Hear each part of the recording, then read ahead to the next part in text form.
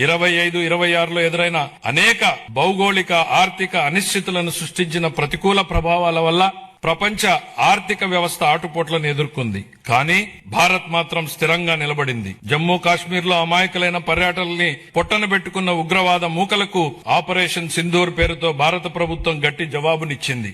ఉగ్రవాదం, భౌగోళిక రాజకీయ అనిశ్చితులు, సుంకాల యుద్ధంతో తలెత్తిన ఉద్రిక్తతలకు భారత్ చలించదని ప్రధాని నరేంద్ర మోడీ నాయకత్వం ప్రపంచానికి బలమైన సందేశం ఇచ్చింది. భారతదేశానికి ఆయన నాయకత్వం భారత్ ను శక్తివంతంగా తీర్చిదిద్దింది, ఆత్మవిశ్వాసంతో తలెత్తుకునేలా చేసింది. ఆయన ఈ రోజు భారత ప్రపంచ వేదికపై సగర్వంగా తలెత్తుకునేలా చేశారు. కాబట్టే భారత్ కి బులంద్ పెహచాన్ హై మోడీ అని యావత్ జాతి మొత్తం మోడీ నాయకత్వాన్ని అండగా నిలబడింది.